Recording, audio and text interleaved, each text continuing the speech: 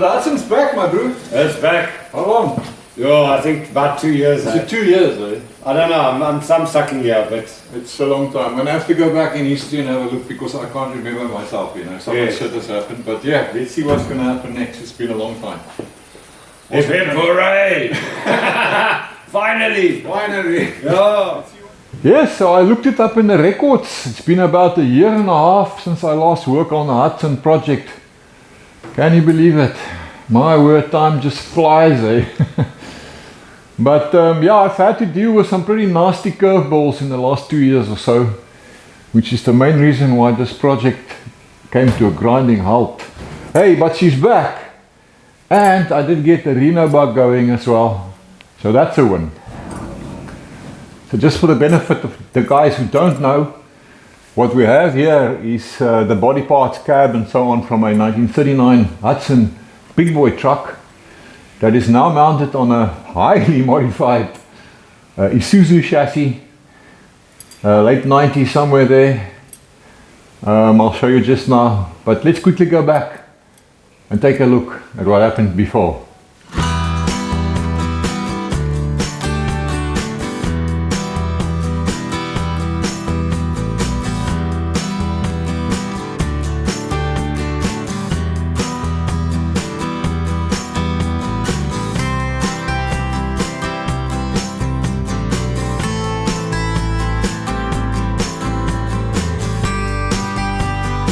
This Hudson truck.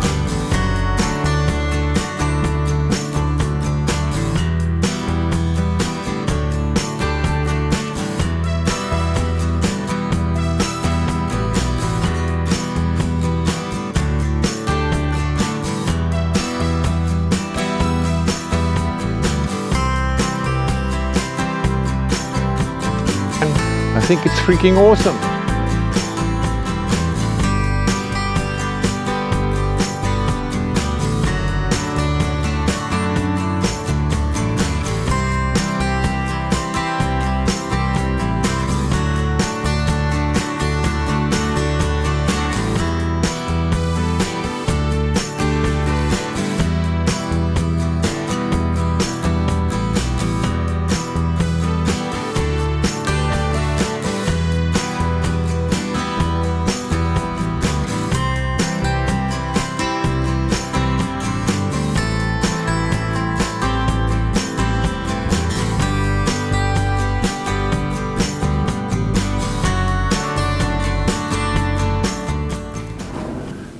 Since then, I've done a lot of custom fabrication on this thing. Playlist here on the screen if you want to go check out some videos about everything I've done so far. Hey, but let's have a quick look around and then I'll show you some of the things I've done so far. Holy cow, just look at all of this rust here. Everything here used to be shiny bright steel when I stopped. Now that's what you get when a car stands for almost 2 years outside under a carport. Oh well, we'll just have to deal with the rust. So this contraption right here, it's just sitting here temporarily. It will eventually mount inside the cab. Now this is the air control for the airbags. You've got these levers that you can use to inflate and deflate the airbags. I plug in the airline here so I can quickly demonstrate if you don't mind. So these two levers would be for raising the back end, like so, and then these two would be to drop down again, and then we'll have the same happening here. This lever is for inflating the front airbags.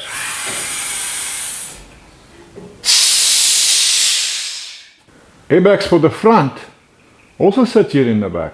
It's quite an unusual setup. They work the front suspension via these levers that are connected to the torsion bars that go through to the front. And we raise the truck. I open this ball valve.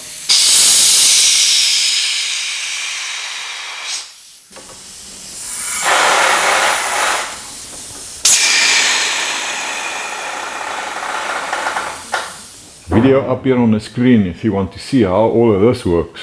In fact, there are several videos about it. Let me give these back some air so you can see what happens.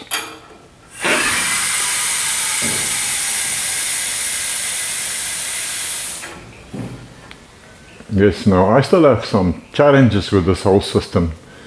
It's not quite working the way I want it yet, but that will be something that we will figure and solve in the not too distant future. We've got a parallel 4-link setup in there. Quite difficult to see actually. Yes, if you look in here, you can see the bottom link right there. Difficult to get access for a good shot now.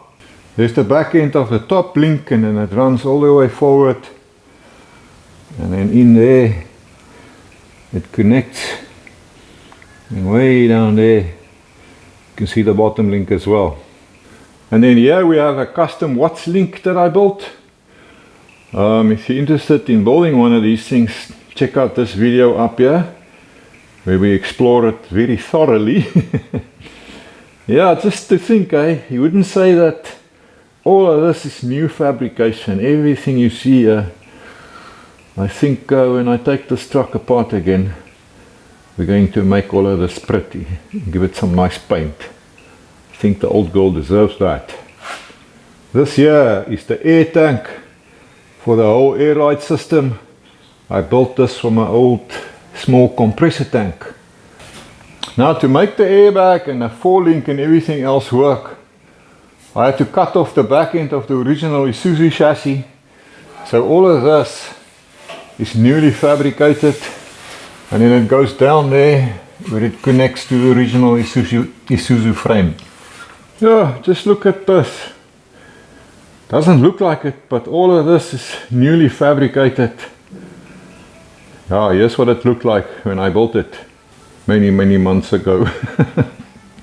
A new drive shaft is done and lined up and installed. Huge shout out to my mate Herman, who donated the complete new shaft with new U-joints, yokes, everything. Thanks my brother, really appreciate it. Let's take this bonnet off so we can have a quick look in here. Now let's see, much to the disgust of the Chevy boys, I have a 351 Cleveland in here with some tricks. Yeah, when it comes to old school engines, I want them all, so I don't care. I've got Chevys, I've got Fords, and I've got something very interesting coming soon, but I'm not going to tell you yet. Yeah, so this thing is lined up and mounted. It's coupled to a C4 auto box. I've got the engine mounting brackets done, so all of that is good. And lots more custom work and many challenges still ahead. And I tell you, just getting back into an unfinished project that's been standing for quite a long time is quite a challenge indeed by itself. You know, all the dust and the rust and everything is not exactly motivating. Yes, you know, if you've left the project for some time, now you got to get back to it, and you've disturbed the whole flow and rhythm of the thing and the process. And now I've got to find the beat again. Well, I think I'm going to start with something easy just to get my teeth back into it. This here I need to cut it open so that we can get a radiator in here.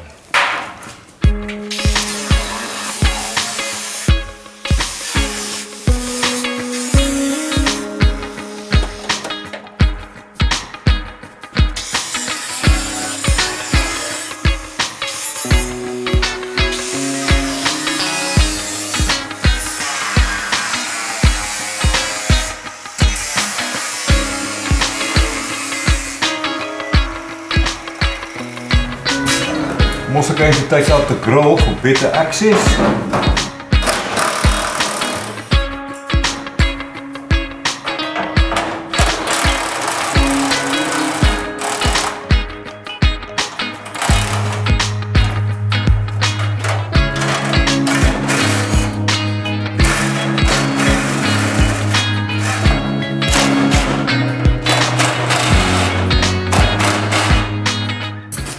hope I can get it out like this. Might be a struggle. Let's see.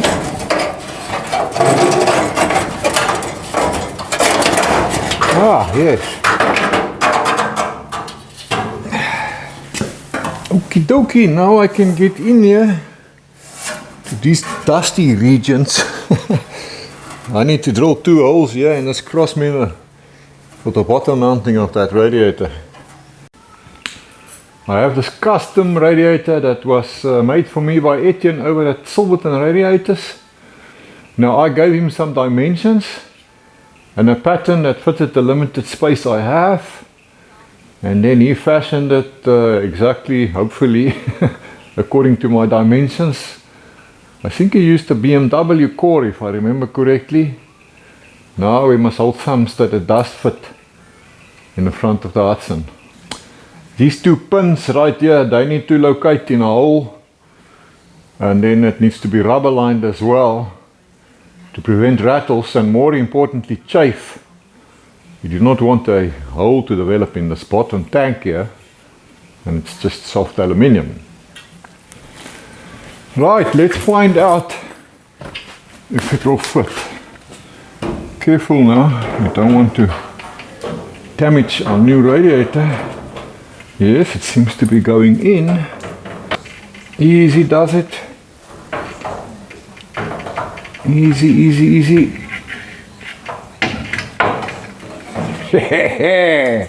Yes man, it fits. Well done Etienne, my man. Maybe a bit difficult to see, but I've got to drill a hole, 2 holes in that cross member right there for the 2 pins on the bottom of the radiator. So I've just marked where I need to drill them. Now I can carefully take it out again. Let's take this puppy out again.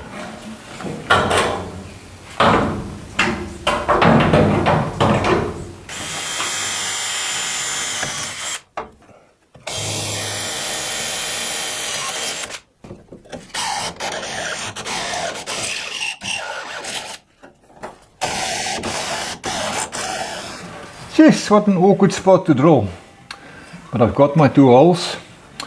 Now I need to fit rubber grommets here to mount the radiator on rubber, but I haven't got those at the moment. So I'm just going to do a dry run, just make sure everything works out. And then later on, when I do find the grommets I need, I can roll the holes bigger to accommodate them. Okay, back in. Check that my bottom holes are good. Alright. Bottom is sorted. So now up here I've got a metal tab welded onto the radiator. So we can drill through this and then stick in a rubber bushing and a bolt to hold it in place. But before I do this, there's one other thing I need to check. You can see that the radiator stands up higher than this landing for the bonnet. Now I did make a template of this whole section here. So this should work if Etienne measured correctly. Let's find out. And they say the proof of the pudding is in the eating. So let's eat this pudding here.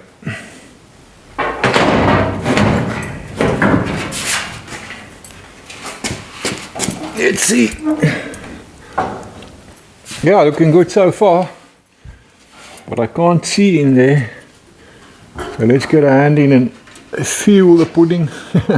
Yeah, no, it's clearing by quite a bit. Awesome, so this is working out well. This side, not looking so good. Yeah, the bonnet clears, no problem. And yeah, you can see it sits flush, but yeah, there's a bit of a gap. Now I do see that this old bonnet, did get quite a bit of a whack here at some point. And this is all a bit bent and whatnot. So when I take this off again, I'm going to see if I can straighten it out a little bit. But I'm not going to stress too much about it. I mean, it's just a rat rod after all. But I think with a little bit of persuasion down the line, I can get it better. After that, we'll just call it a mark of reality, a wisdom scar. Yes, now that I've told you about it, you can see it, right? But quite honestly, when I look at the big picture of a rat truck to be, shit like that doesn't concern me much.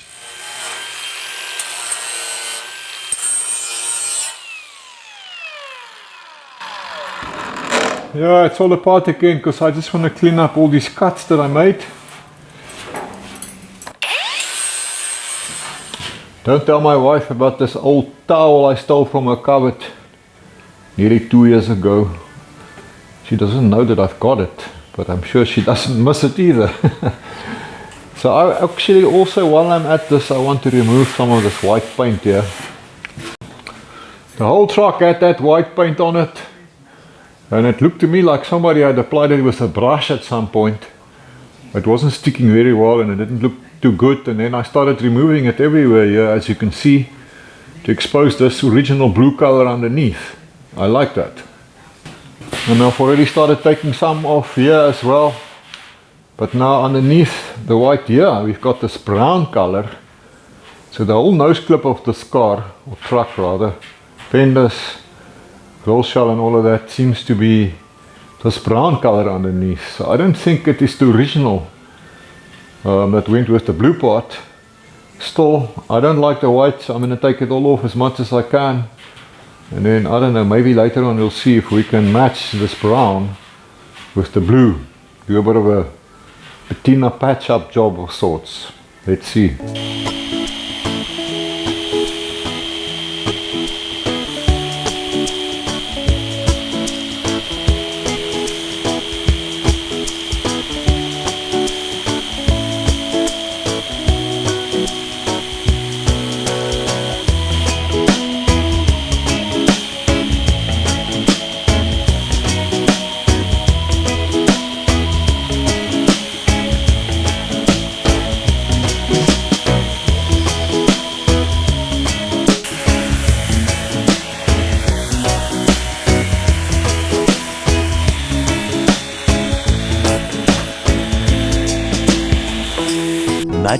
Much later.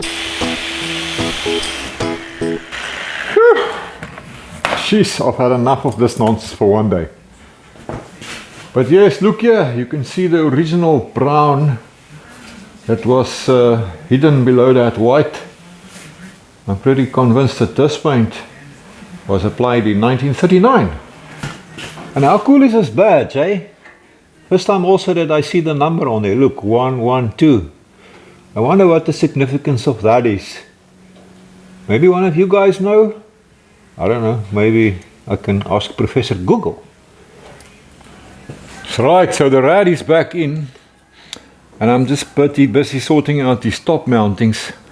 I've just drilled right through the side here and through the tab on the radiator itself. And my plan is to just stick one of these button head cap screws through there.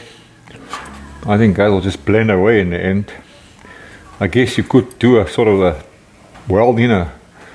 another tab on the inside, but I don't think it's worth the trouble. And then I cut this rubber spacer blocks, so we call it that, from this piece of rubber. This is 1.25 inches, 32 millimeters thick. Yeah, very handy stuff to have around for making this sort of thing and bushings and what have you. Kind of difficult to see, but the rubber block will go in between this tab that is welded to the radiator and the grill shell itself. There's a space in there, so it needs to go in right there, and we stick a bolt through it all. So effectively the radiator will be mounted on a bit of a rubber cushion, I guess you would call it. Yes, like so. That's not gonna go anywhere. I didn't have a long enough cap screw, so I'm just using a bolt for now, and then I'll pick up a nice buttonhead cap screw from the boys over at Mesco Engineering Supplies at a later stage. Yes. Well then, it looks like I've got my new custom radiator fitted, and it all worked out well in spite of the limited space. Look down here, I could even fit a mechanical fan, I think. Yeah, maybe. Not that I'm going to do that. I will be running that electric fan. Looking for the right radiator hoses, top and bottom, can now be added to my shopping list. And I also need to start looking for a transmission oil cooler. That must go in there somewhere.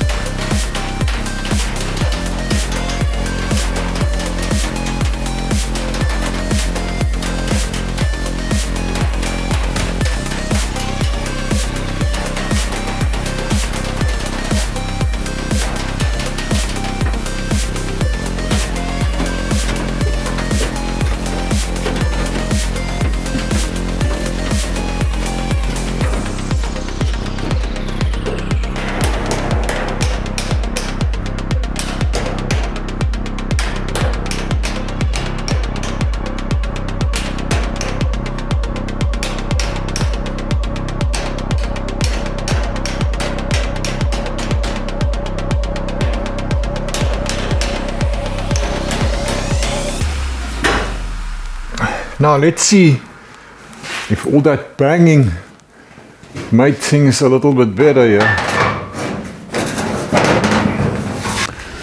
Well, it's a lot better than what it was. And now the reason why it's still not exactly 100% right is because this panel here in this area is also bent. Now to sort that out, I can't do that with this whole grill shell still on the truck. There's no access, so everything's still coming apart again. So when this is off, then I can whack this a little bit, do some persuasion. Yeah, if you see there's a dent here as well. See if we can get this better.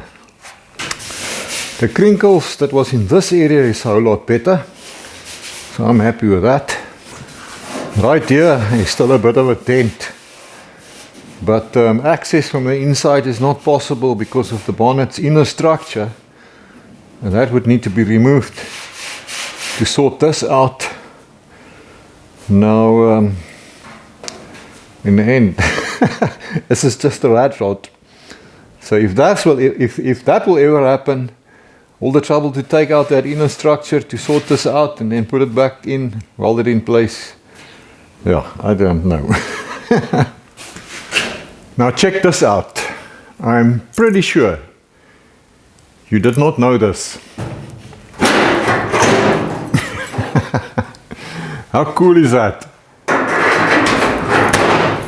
That's how Hudson did it in 1939, the original way. Cool, eh? I love it. I tell you, the plans you have to make when you work alone. I had to suspend that thing from the chain hoist up there to make this work and get it fitted. The Hudson is back! Whoop, whoop, whoop! Well, I must say, I do like it a whole lot more now that the white is gone. Okay, there's still a few spots left. I'll take care of that at some point when I've got the guts again. So now we've got two options. We can either leave that original brown as it is. We've got this blue here on the cap part. Or what I can try and do is to get this blue, do a sort of a patina match job, baked patina I suppose you need to call it, and put the blue on there as well, so that the whole truck has got this blue feel to it. I'm not quite sure yet what I want to do. Let me know what you think. I know shiny paint is not an option. It's not what we do here, as I've forgotten his name now. One of the guys said, only crows like shiny shit. Anyway, that's my story for today. Thanks for hanging out with me. I always enjoy your company out here in my forest workshop where I'm all alone. I'll see you guys in the next video. Until then, as always, have a lucky one, my brothers and sisters. Whatever makes you happy, it just depends on you. So think a little bigger and dream what you could do.